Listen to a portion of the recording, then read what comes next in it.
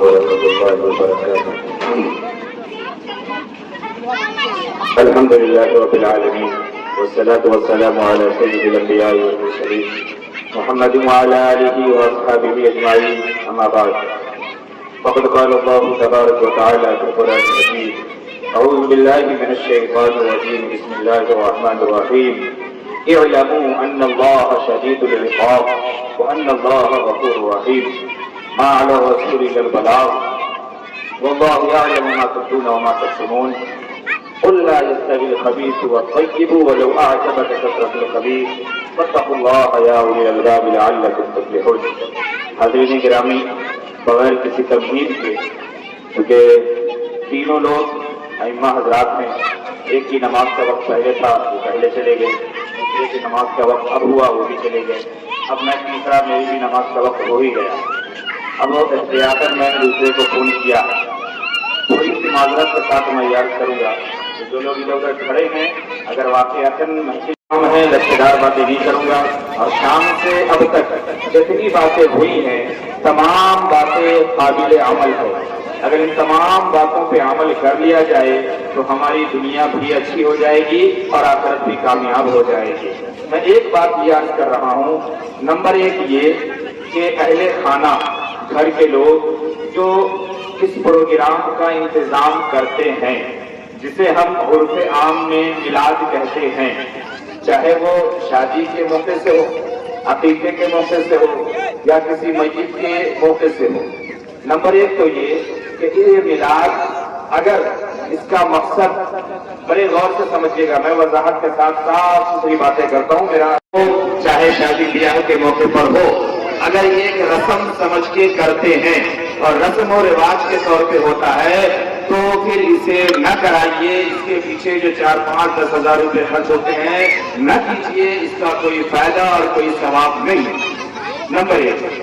Number دو، اگر ہم ثواب کی نیت سے کرتے ہیں، اگر مسجد کے موقع پر یا شادی بیاہ کے موقع پر اس نیت سے کرتے ہیں کہ ہمارے گھروں میں دین کی باتیں بھی ہو جائے، قرآن کی تعلیمات بھی معلوم ہو جائے، احادیث کی خبریں بھی ہمیں مل جائے، جناب محمد رسول اللہ صلی اللہ علیہ وسلم، آپ درود پڑھتے رہیے گا بیچ میں کہوں گا نہیں، صلی اللہ علیہ وسلم کی جو ازواج ہیں، جو آپ کی اولاد ہیں، جو آپ کی صحابیات ہیں، ان کی تاریخ ہمیں مل جائے، ان کے قصے اور کہانی، ان کی زندگی ہمیں مل جائے اور اس کے مطابق ہم زندگی میں عمل کریں، یہ نیت اگر اصلاح کی ہے تب تو یہ کام اور یہ عمل درست ہے اور کرنا چاہیے۔ ایک بات اس میں ایک چیز میں ضرور ایڈ کروں گا، کیونکہ وقت نہیں ہے، اب تک شام سے بہت باتیں ہوئی، بہت کچھ آپ لوگوں کو کھلایا اور پلایا گیا، اب اخیر میں 5-10 منٹ، چونکہ وہ نماز کا وقت ہو گیا ہے، اب مجبوراً مجھے نماز چھوڑ کے آپ سے گفتگو کرنی پڑے گی۔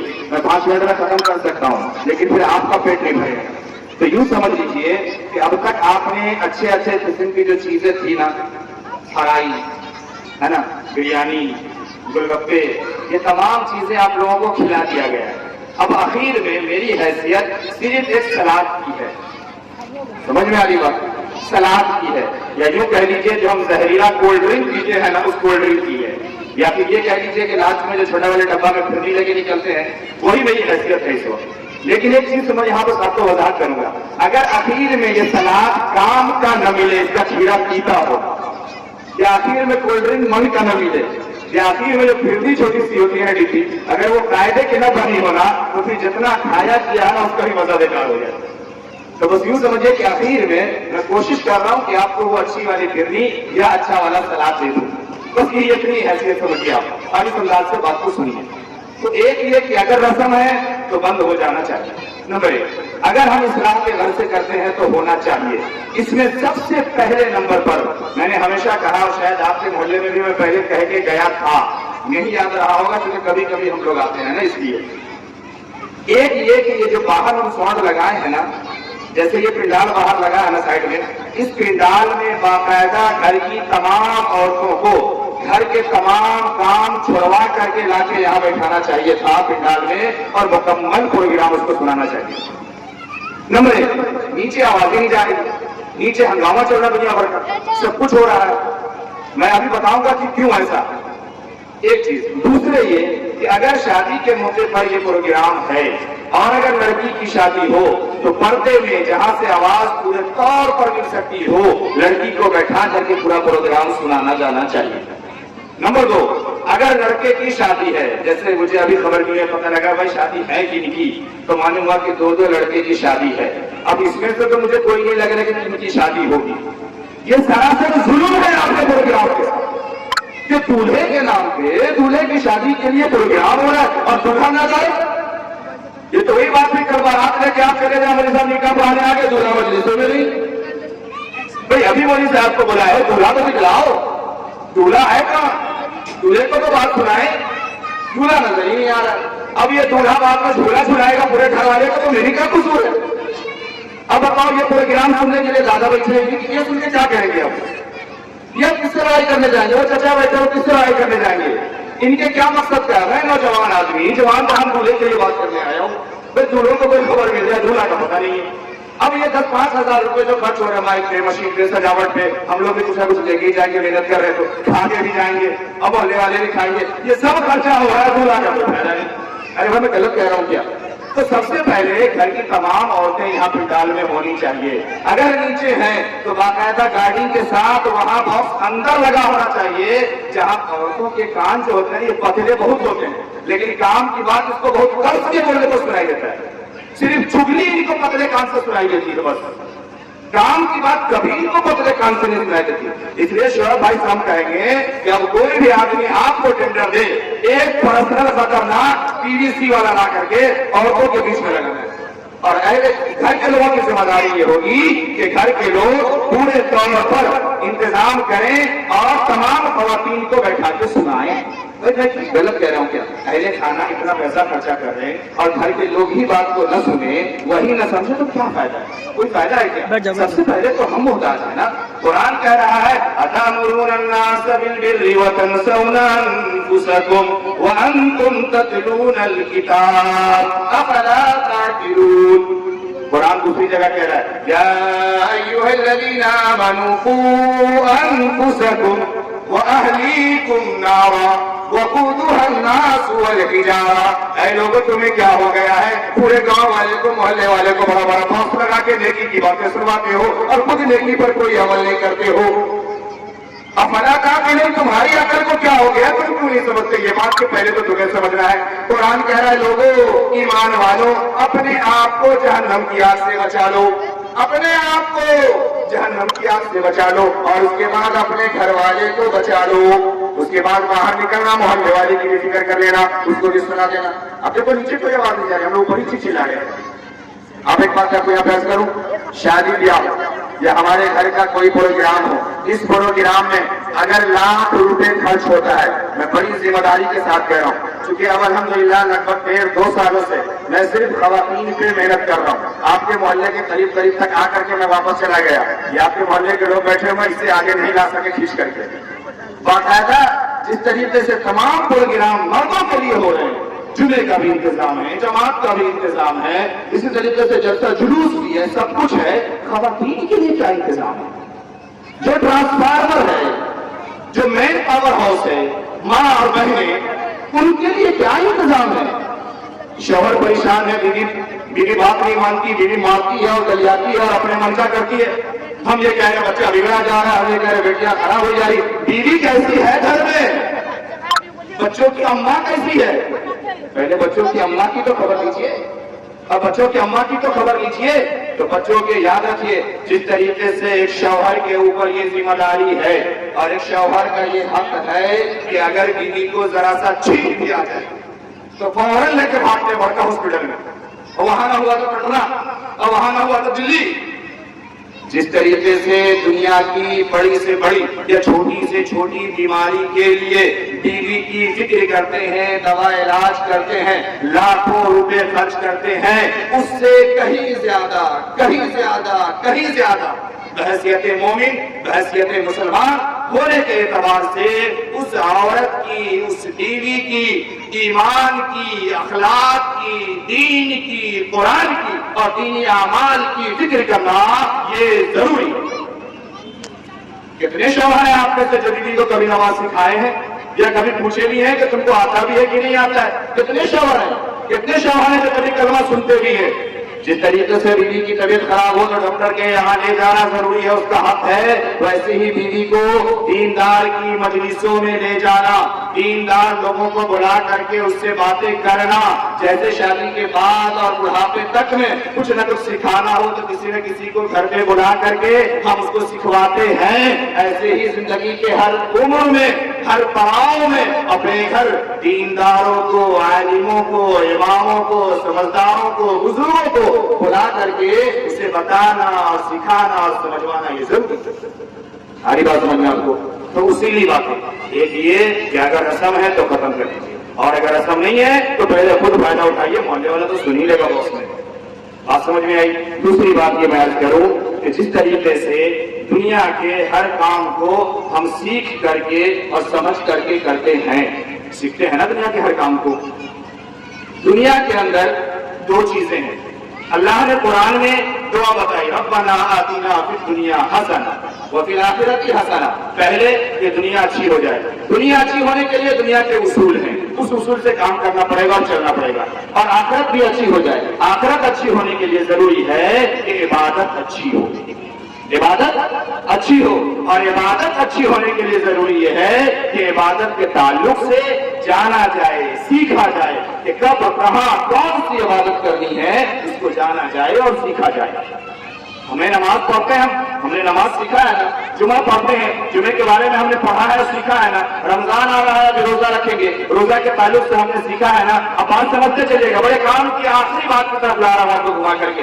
اس طریقے سے ہمارے یہاں یہ جو شادی ہے یا نکاح ہے یا بیاہ ہے، جو بھی آپ کہہ لیجیے، میں رسم پہ بات نہیں کروں گا کیونکہ رسم پہ بہت ساری باتیں ہو گئی، دن میں بھی آج ہی سنیچر ہی کے دن میرا خواتین میں پروگرام ہوا کرتا ہے، تو اس میں بھی میں نے بہت ساری باتیں کی ہے کسی عنوان پہ، تو میں اب باتیں نہیں کرتا، اگر سو مجھے سوال کہ ہمیں تو ہو رہا ہے، ایسا نہیں ہے۔ تو آگے بڑھتے ہیں ہم، ایک سوال میں آپ کے بیچ رکھتا ہوں، دل سے جواب دیجیے گا۔ یہ جو ایک عمل ہے نا شادی کا یہ عمل، یہ صرف ایک کام ہے، یہ صرف ایک رسم ہے، یا شادی کا عمل یہ ایک عبادت ہے؟ کیا ہے یہ؟ شادی عبادت ہے؟ عبادت بھی ہے نہیں، شادی کرنا یہ عبادت ہے۔ اب اصول یاد رکھیے، عبادت کے تعلق سے ایک اصول بالکل کلیئر ہے، ایک اصول بالکل کلیئر ہے کہ عبادت میں جو چیز جہاں جیسے جتنا اللہ کے کلام سے اور اللہ کے نبی علیہ الصلوۃ والسلام کے فرمان سے ثابت ہے، اتنا ہی اگر ہم کریں گے تو عبادت ہوگی، اگر ہم اس سے آگے یا پیچھے کریں گے تو عبادت نہیں ہوگی۔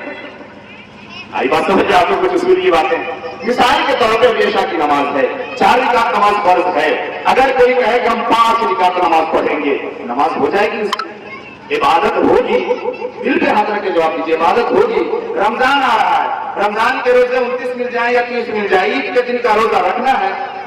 نہیں، عید کے دن کا روزہ رکھنا حرام ہے۔ کوئی کہے کہ آج عید کی خوشی میں ہم بہت خوش ہیں، روزہ رکھ لیں گے، کیا روزہ ہوگا؟ اس کا ثواب ملے گا؟ گناہ ہوگا، حکم کے خلاف ہے۔ بات سمجھ میں آ رہی ہے؟ اسی طریقے سے شادی یہ ایک عبادت ہے، شادی میں جتنا جناب محمد رسول اللہ صلی اللہ علیہ وسلم سے ثابت ہے، جتنی چیزیں آپ کے اصحاب سے ثابت ہے، اتنا ہی کام کو کرنا یہ شادی کو عبادت بناتا ہے، اور اس سے زیادہ یا اس سے کم کرنا یہ شادی کو نقصان دہ بناتا ہے اور شادی کے ثواب کو ختم کر دیتا ہے، پھر یہ شادی دین نہیں رہتی، عبادت نہیں رہتی۔ آئی بات سمجھ میں؟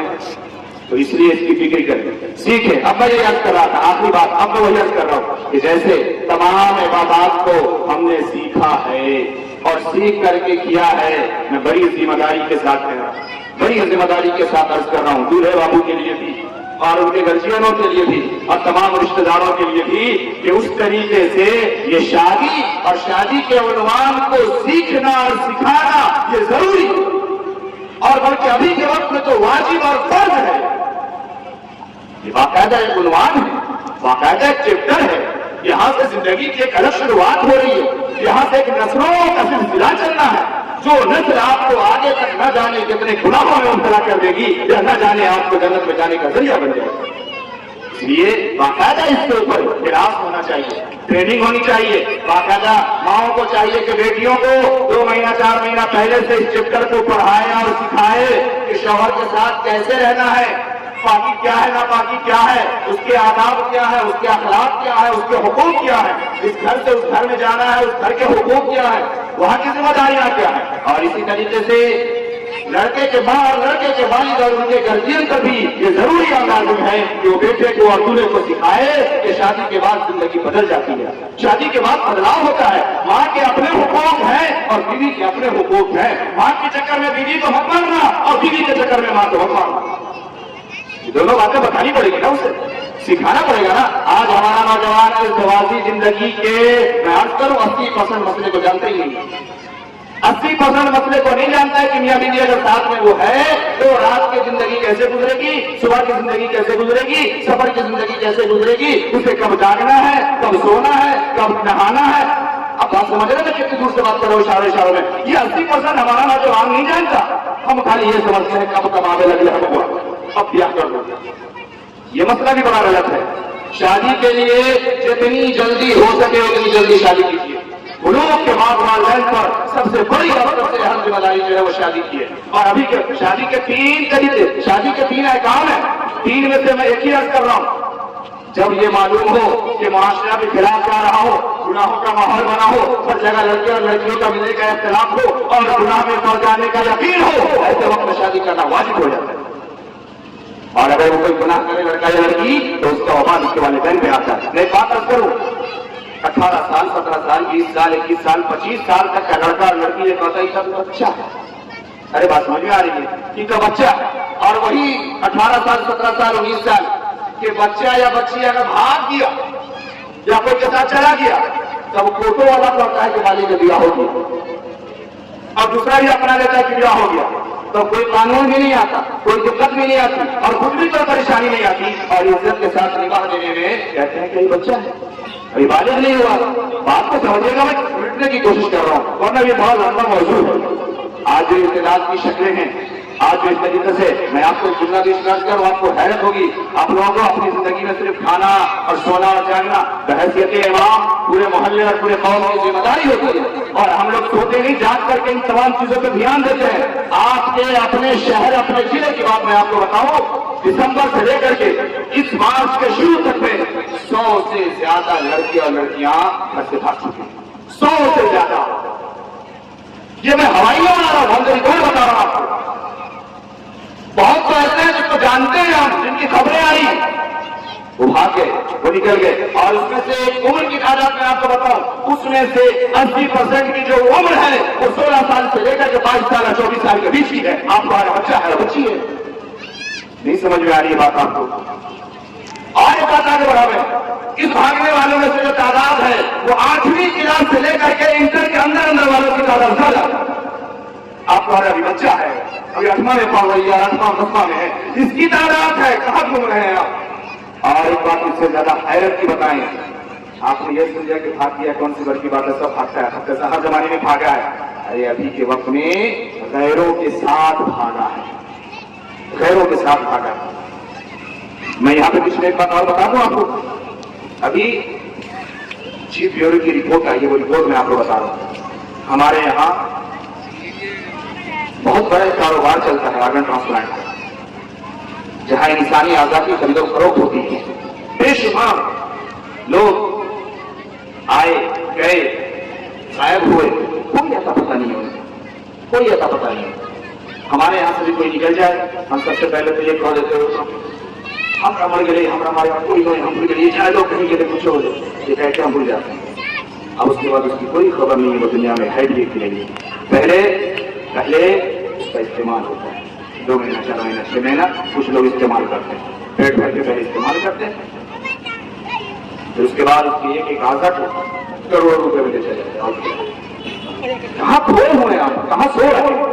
अपनी नस्ल को संभालिए, रस्म रिवाज की जिंदगी से आगे निकलिए और खवातीन को दीन से जोड़िए, दीनी बातों से जोड़िए, घर में तालीम का इंतजाम कीजिए और उसे एजुकेटेड कीजिए, उसे पढ़ाइए। ये हर माँ की, ये हर शौहर की जिम्मेदारी है, ये हर बाप की जिम्मेदारी है, ये हर ससुर की जिम्मेदारी है, हर किसी की जिम्मेदारी है। सास ससुर की बात आई, 1 मिनट के अंदर मैं एक बात बयान करके मैं अपनी बातें खत्म कर रहा हूँ, अब लंबा नहीं करूंगा। एक बात, चूंकि लड़की आने वाली है ना घर में, इसलिए मैं उसी हवाले से बात कर लेता हूँ। लड़की जिसको हम ला रहे हैं अपने घर में, उसकी उम्र 21 साल होगी, 25 साल होगी, 22 साल होगी, ये एवरेज उम्र होगी ना। इस उम्र की लड़की को हम ला रहे हैं और जो लड़की को ला रही है माँ या लड़के की जो भी जिम्मेदार है या लड़के के वालिद, इनकी उम्र 40 साल, 45 साल, 50 साल की एवरेज होगी। अब जो लड़की आ रही है 21 साल, 22 साल वाली लड़की से हम तजर्बा और उम्मीद रखते हैं 50-55 साल वाला कहाँ से मिलेगा? अरे कहाँ से मिलेगा? जब कभी आप भी आई थी 21 साल, 22 साल की, आप भी ऐसी थी जैसी वो है।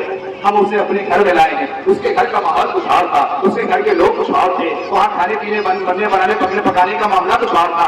आप अपने यहाँ लाए हैं, उसको अपने माहौल में ढालें, उसे सिखाएं, उसे बताएं। कभी बहू को बेटे समझ के तो देखें, कभी उसे संभालें तो सही। संभालेंगे नहीं, पहले दिन से उसको ताना शुरू, उसके बाप को गाली, उसके माँ को गाली, कुछ न सिखा के भेजा और कुछ नहीं मालूम है, फिर यहीं से जिंदगी खराब होती है। आखिरी बात सुना रहा हूं मैं आपको, ये जो दुल्हन होती है ना, दुल्हन और दूल्हा की, दुल्हन जो है ना, दुल्हन बात समझ रहे हैं, जो बहू बने गाजर की तरह। गाजर छोड़िए, गाजर को थोड़ा कम जानते होंगे आप, सिर्फ सलाद में आप जानते हो, उससे ज्यादा नहीं जानते, इसलिए मैं गाजर की बात नहीं कर रहा। आम के पेड़ में छोटा छोटा मंजर अभी लग गया है, थोड़े दिन में टिकोला आ जाएगा उस पर, टिकोला ही कहते हैं ना अमिया को, टिकोला। हम लोग गाँव का भाषा जानते हैं, टिकोला। जो दूल्हा होता है ना नया, ये जो दुल्हन होती है, ये बिल्कुल टिकोले की तरह होती है, टिकोले की तरह। टिकोले की एक खासियत है, बात समझ रहे? टिकोले की एक खासियत है, हम जाते हैं बाजार से खरीद के या दुकान में गाछी में से उठा के टिकोला लाते हैं। टिकोला लाने के बाद अब जो हमारे घर की औरतें हैं, आधा को छांट के इधर रखती है और आधा को छांट के इधर रखती है। बड़े गौर से सुनिएगा, आखिरी बात मैं अर्ज कर रहा हूँ। टिकोला एक है, आम का पेड़ एक है, बाग एक है। वो टिकोला लाए, घर में आधे को छांट के इधर रखा, आधे को छांट के इधर रखा, आधे को छील छाल करके नमक मसाला मिला करके डाल दिए। वो क्या बन गया? खटाई। क्या बन गया? अचार। अरे बात समझ में आ रही है? देहाती भाषा में बोल रहा हूँ। अचार बन गया टिकोला। आधे को जो साइड किया था उसको छील छाल करके गुड़ में डाल करके और चीनी में डाल करके उसकी चाशनी बनाई। वो क्या बन गया? गुड़म्मा।